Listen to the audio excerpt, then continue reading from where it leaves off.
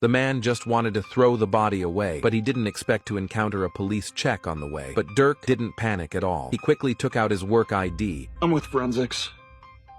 Why else would I be here? When the police saw that it was one of his own, they immediately let him go. However, when Dirk got out of the car and took a look, he was immediately frightened. The body he dumped last time was discovered by the police. It turns out that Dirk still threw the body into the crocodile pond last time, and he never expected that the crocodile hadn't finished eating. One arm of the corpse floated to the surface. To make matters worse, the female police chief asked Dirk to collect fingerprints from the body, which would turn into a homicide if they found out the identity of the deceased. Dirk might end up in jail. At this critical moment, Dirk saw the crocodile in the water, and he immediately thought of a way. Bon appetit.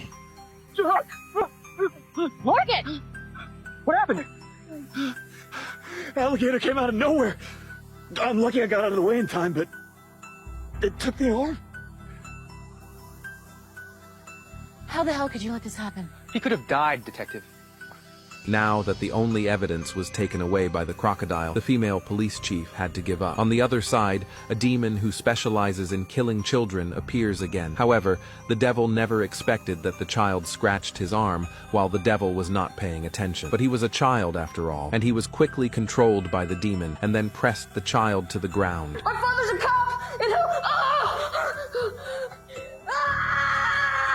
The next day, everyone in the police station looked solemn. It turned out that the devil sent the child's finger over again. This was the second time. Not long ago, the case of a child whose fingers were cut off and hung on a bridge has not yet been solved. Now, the murderer has committed another crime, and the kidnapped child is the only son of the police chief. According to the murderer's habit of committing crimes, soon after the police station received the finger, the child would be murdered. Just when others were at a loss, Dirk made a crucial discovery. He found an inconspicuous blood stain on the edge of the box. Dirk guessed that this might be the murderer's blood, and the female boss asked Dirk to quickly collect samples for testing. Before the test results came out, he studied the severed finger again and was surprised to find that there was a hesitant cut at the cut part of the finger. There was only one possibility as to why the murderer hesitated before taking action. The killer knew the child. The next day, Dirk came to the office early but suddenly saw the director sitting in his seat. It turns out that the test results came out, and the blood stains on the outside of the box were the same as the blood type on the finger inside. But Dirk guessed that if the murderer is a relative of the child, then it is inevitable that the blood type will be the same. At this moment, Dirk keenly saw the gauze on the director's wrist. Ouch.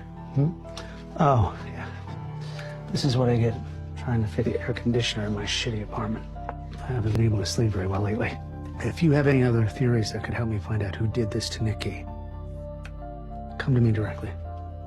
Dirk saw the injury on the director's wrist. In addition, the two blood types were the same. Dirk's intuition told him the director is a child killer.